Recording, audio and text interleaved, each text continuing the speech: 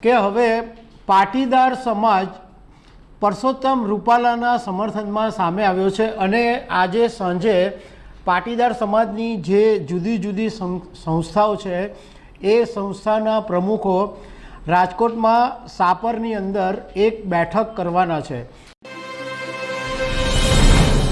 નમસ્કાર દર્શક મિત્રો, ભારતીય જનતા પાર્ટીના રાજકોટના ઉમેદવાર પરસોત્તમ રૂપાલાનો જે વિવાદ છે એ આજે 12 દિવસ થયા છતાં એનો હજુ અંત આવ્યો નથી। ગઈકાલે ભાજપ અને ક્ષત્રિય સમાજના સંગઠનોના નેતાઓ વચ્ચે બેઠક મળી હતી, પણ એ બેઠક નિષ્ફળ થઈ। હવે આજે શું નવા ડેવલપમેન્ટ થયા છે એના વિશે હું તમારી સાથે વાત કરીશ। મારું નામ રાજેશ શાહ છે અને તમે જોઈ રહ્યા છો ખબરછે.com। દર્શક મિત્રો, 23 માર્ચે પરસોત્તમ રૂપાલાએ એક સભાની અંદર એક એવું નિવેદન આપ્યું કે જેને કારણે ક્ષત્રિય સમાજ છંછેડાઈ ગયો હતો અને છેલ્લા 12 દિવસથી આ વિવાદ ચાલી રહ્યો છે। ભાજપે ઘણા પ્રયાસ કર્યા ડેમેજ કંટ્રોલ કરવાના। પહેલાં ગોંડલમાં બેઠક કરી, પછી CR પાટીલના બંગલે બેઠક થઈ, એમણે 2 હાથ જોડીને માફી માંગી અને ગઈકાલે ભાજપના નેતાઓની સાથે ક્ષત્રિય સમાજના જે જુદા જુદા સંગઠનો છે એની અમદાવાદની અંદર એક બેઠક મળી, પણ બેઠક ફટાફટ પતી ગઈ। પોણા કલાકની અંદર તો જાહેરાત કરી દેવામાં આવી કે આ બેઠક પડી ભાંગી છે, કારણ કે ક્ષત્રિય સમાજનો એક જ મુદ્દો છે, એમને માફી જોઈતી નથી। એમણે એમ કીધું કે માત્ર રૂપાલાની ટિકિટ રદ થાય એટલી જ અમારી માંગ છે, બીજું કંઈ માફી કે અમારે બીજું કશું કંઈ જોઈતું નથી। હવે ગઈકાલે જ્યારે ક્ષત્રિય સમાજે ના પાડી અને મિટિંગ પડી ભાંગી ત્યારે ઘણા બધા સવાલો ઊભા થઈ ગયા કે હવે શું થશે? હવે શું ભાજપ પરસોત્તમ રૂપાલાની ટિકિટ કાપશે કે ક્ષત્રિય સમાજને મનાવવાના પ્રયાસો ચાલુ રાખશે? બીજું, અત્યાર સુધીની જે વાત થઈ એમાં એક વાત સામે એ આવી રહી છે કે અત્યાર સુધી હાઈકમાન્ડે આ બાબતે કોઈ પણ નિવેદન નથી આપ્યું। સામાન્ય રીતના કોઈ લડાઈ હોય તો પહેલાં સ્થાનિક લેવલે પતાવવામાં આવે અને જો એ વાત વણસી જાય તો હાઈકમાન્ડ વચ્ચે આવે અને એ વાતનું સમાધાન થાય, પણ આજે 12 દિવસ થઈ ગયા પરંતુ હજુ સુધી હાઈકમાન્ડનું કોઈ સ્ટેટમેન્ટ આવ્યું નથી કે કોઈ રિએક્શન પણ આવ્યું નથી।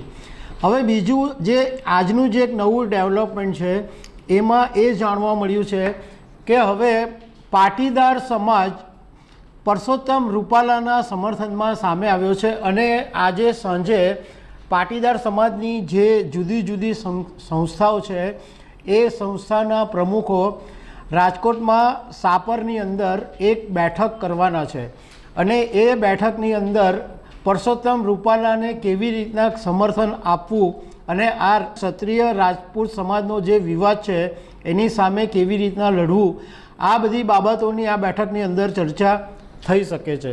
બીજી એક વાત એ સામે આવી છે, આ ચર્ચા છે એ સાચી હોઈ શકે નહીં એ ખબર નથી, તો એક વાત એ સામે આવી છે કે પરસોત્તમ રૂપાલાને કદાચ વડોદરામાંથી ટિકિટ આપવામાં આવી શકે છે। વડોદરામાં ઓલરેડી એક વખત ટિકિટ બદલાઈ ગઈ છે, રંજનબેનની જગ્યાએ ડૉક્ટર હેમાંગ જોશીને ટિકિટ આપવામાં આવી છે, પરંતુ આ શક્યતા ઓછી લાગે છે, કારણ કે ક્ષત્રિય સમાજની જ્યારે ગઈકાલે મિટિંગ થઈ ત્યારે એમણે એક વાત સીધી અને સ્પષ્ટ કહી દીધી હતી કે એવું નથી કે માત્ર રાજકોટ બેઠક પરથી જ રૂપાલાની ટિકિટ રદ થાય, કોઈ સંજોગોની અંદર બીજી કોઈ જગ્યાએથી પણ પરસોત્તમ રૂપાલાને ટિકિટ આપવામાં આવશે તો એ સમાજ નહીં ચલાવી લેવામાં આવે। એટલે બીજી કોઈ જગ્યાએ પણ રૂપાલાના ચાન્સીસ અત્યારે ઓછા લાગે છે। બીજું કે રાજકારણના જાણકારો પાસેથી એવું જાણવા મળ્યું છે કે હવે આ જે ક્ષત્રિય સમાજનો જે 12 દિવસથી વિવાદ ચાલી રહ્યો છે એ આજે નહીં તો કાલે વધારેમાં વધારે 48 કલાકની અંદર આ વિવાદ ઉકેલાઈ જશે, કારણ કે સંભવતઃ પરસોત્તમ રૂપાલા પોતે જ મેદાનમાંથી ખસી જાય એવી સ્થિતિ ઊભી થઈ શકે છે। બીજું એક નવું જે ડેવલપમેન્ટ આજનું એ છે કે ગુજરાતના મુખ્યમંત્રી ભૂપેન્દ્રભાઈ પટેલ દિલ્હી ગયા છે અને જોકે એ તો ભાજપનો જે ચૂંટણી ઢંઢેરો છે એમાં સામેલ થવા માટે ગયા છે અને પરસોત્તમ રૂપાલા પણ દિલ્હી ગયા છે। એ પણ સરકારી કામ માટે જ ગયા છે કે એક મિટિંગ છે એમાં એમને હાજરી આપવાની છે, પરંતુ એમનું દિલ્હી જવું એ કંઈક ને કંઈક એમાંથી રસ્તો નીકળી શકે છે, કારણ કે અત્યારે જ્યારે આ વિવાદ ચાલી રહ્યો છે તો હાઈકમાન્ડની કોઈ પણ સલાહ કે એનાથી રસ્તો નીકળી શકે છે. બીજું એ પણ જાણવા મળ્યું છે કે અત્યાર સુધીનું જેટલું ડેવલપમેન્ટ થયું, એટલે 12 દિવસમાં ક્ષત્રિય સમાજનો જે વિવાદ ઊભો થયો, જે સંસ્થાઓના નિવેદનો આવ્યા, કોણ શું બોલ્યું, એની અંદર કોણ ખેલ કરી રહ્યું છે, આ બધી જ બાબતોનો એક વિગતવાર રિપોર્ટ હાઈકમાન્ડને મોકલવામાં આવ્યો છે.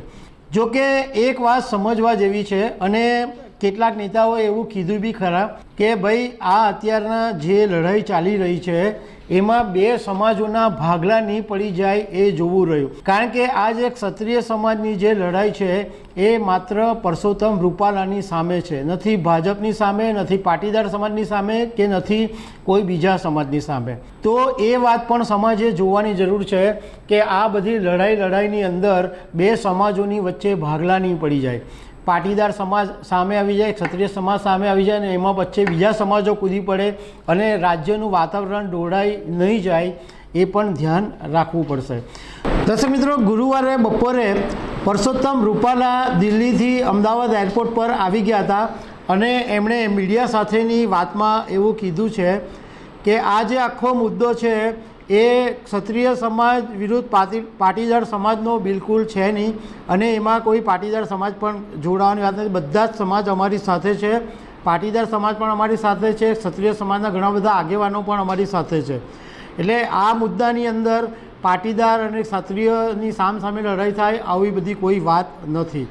બીજી તરફ કેટલાક પાટીદારોએ પણ એવી વાત કરી છે કે આ એક ક્ષત્રિય સમાજનો મુદ્દો છે અને માત્ર રૂપાલાની સામે છે, એમાં પાટીદાર સમાજને બોલવાનો કોઈ મતલબ નથી.